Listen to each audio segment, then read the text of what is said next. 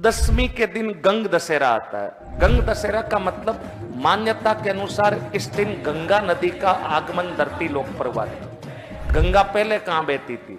भगवान शिव की जटा में बहती थी। और भगवान भागीरथ भगवान शंकर के पास जाते और कहते हैं कि प्रभु गंगा नदी को धरती पर भेजना पड़ेगा। शंकर ने पूछा क्यों?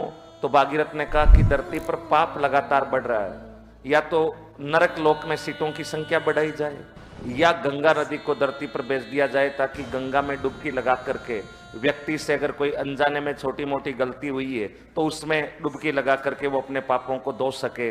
पर भगवान शंकर ने कहा ठीक है, फिर गंगा नदी को ले जाओ धरती पर ले जाओगे कैसे? अगर जटाओं में से गंगा को सीधा धरती पर गिराया जाएगा तो धरती फट जाएगी। इसलिए तुम ऐसा करो, अपनी हथेली में अपने हाथों में गंगा को लो और धरती पर लेके चले जाओ। और भगवान शंकर ने अपनी जटा में से गंगा को निकाला, भगवान भागीरथ के हाथ में दिया और भगवान भागीरथ उस गंगा को ला करके गंगोत्री नामक स्थान पर छोड़ देते हैं। आज भी हम गंगा नदी का उद्गम कहां से मानते हैं? गंगोत्री। विज्ञान भूगोल क्या कहता होगा वो मुद्दा अलग है, लेकिन हमारी माइथोलॉजी, हमारी जो पौराणिक कथाएं हैं, उनके अनुसार गंगा को धरती पर भागीरथ लेकर आए थे। और जिस दिन लेकर आए थे उस दिन तिथि दशमी थी, इसलिए दशमी के दिन गंगा नदी की घाटों पर पूजा अर्चना होती है, गंगा मैया की महाआरती होती है। इसलिए इस दशमी को किस नाम से जानते हैं? गंग दशहरा। और हमारे राजस्थान में गंग दशहरा का मेला कहां पड़ता है? कामा।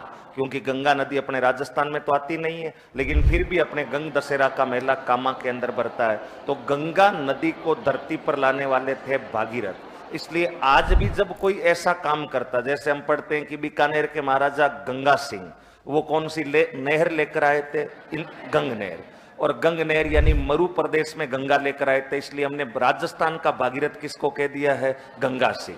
तो कोई भी पानी नहर लेके आता तो उसकी तुलना हम भागीरथ से कर देते हैं, क्योंकि भागीरथ भगवान शिव की जटा से गंगा लेकर आए थे। तो गंगा के आगमन की खुशी में कौन सा दशहरा आता है? गंग दशहरा।